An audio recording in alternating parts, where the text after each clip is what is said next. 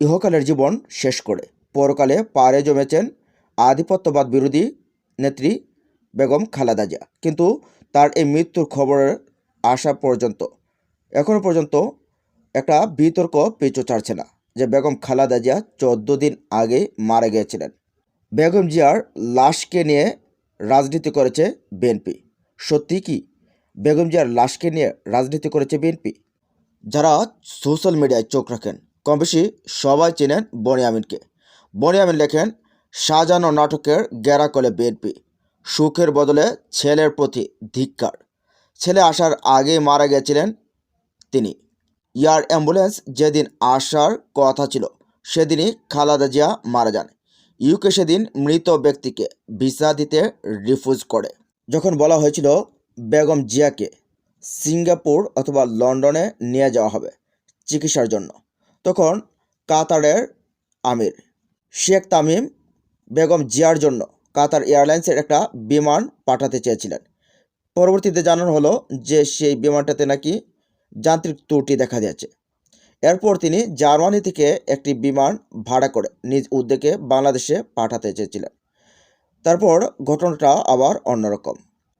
জানিয়ে দিলেন বেগম জিয়ার নিজস্ব চিকিৎসক ডাক্তার AZM জাহিদুর রহমান। তিনি বলেন, বেগম জিয়ার এই মুহূর্তের শারীরিক কন্ডিশন খুব একটা ভালো না। তাকে নিয়ে যে এয়ার অ্যাম্বুলেন্স ক্যারি করে যাবে সেই অবস্থাটাও তার নেই। তো সেই বিমানকে ফেরত পাঠানো হলো। বেগম জিয়াকে আর লন্ডনে নিয়ে যাওয়া হলো না। তখন থেকে মানুষের সবার মুখে একটা রব উঠেছিল যে বেগম জিয়া আর নেই। একের পর এক চারদিক থেকে মানুষও আসতে শুরু করে ইয়াবারকার হসপিটালে। তবে নির্দিষ্ট কয়েকজন ব্যক্তি ছাড়া ইয়াবারকার হসপিটালের ভেতরে কাউকেই ঢুকতে দেওয়া হয়নি।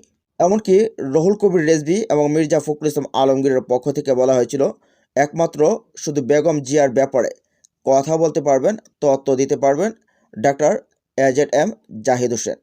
তিনি ছাড়া আর কেউ কোনো তথ্য দিতে পারবেন না। তখনই মানুষ সন্দেহ করেছিল যে বেগম জিয়া আর দুনিয়াতে নেই। আত্মীয়স্বজনরা সাক্ষাৎ করতে আসলেও তাদেরকেও সাক্ষাৎ করতে দেওয়া হয়নি। কঠোর নিরাপত্তা বলে রাখা হয়েছিল এভারকেয়ার হসপিটালকে।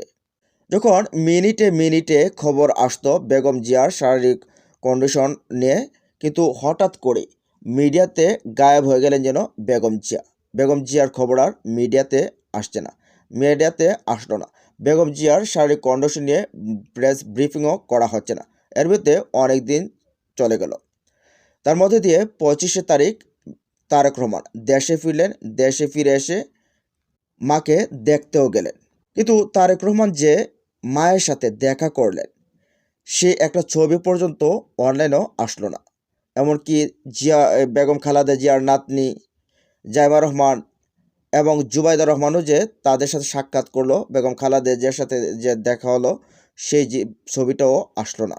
এমনকি এর আগেও বিএনপির চেয়ারপারসন বেগম খালেদা জিয়াকে যে ডাক্তাররা চিকিৎসা দিচ্ছেন হসপিটালের ভেতর থেকে বেগম জিয়ার কোনো ছবি বা ভিডিও বার্তা সামনে আসেনি। তখন মানুষ ধরে নিয়েছিল হয়তোবা বেগম জিয়া আর নেই, লাশকে নিয়েই রাজনীতি চলছে। হঠাৎ করে 30 তারিখ সকালবেলা জানিয়ে দেওয়া হলো যে বেগম জিয়া আর নেই। এটা কি কোনো পূর্ব পরিকল্পনা ছিল? তারেক রহমান কি এই পরিকল্পনা করছিলেন যে দেশে আসার পর প্রথম সপ্তাহের শেষ দিকে জানাবেন যে তার মা আর দুনিয়াতে নেই? কারণ আসার পর সাথে সাথে যদি জানিয়ে দেয় তাহলে নেতাকর্মীদের মনোবল ভেঙে যাবে, একটা বিশৃঙ্খল অবস্থা তৈরি হতে পারে।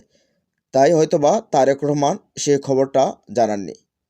রাজনীতির বহু হিসেব নিকেশ থাকে, যার কারণে অনেক সময় অনেক কিছু স্যাক্রিফাইস করতে হয়, ত্যাগ স্বীকার করতে হয়।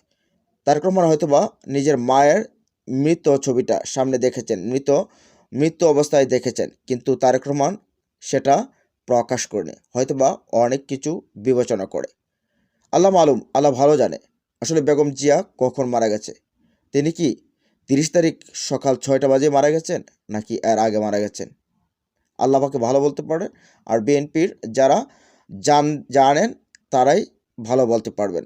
তো প্রিয় দর্শক, আপনার কি ধারণা জানিয়ে দিন কমেন্ট বক্সে। ভালো থাকুন, সুস্থ থাকুন। আল্লাহ হাফেজ।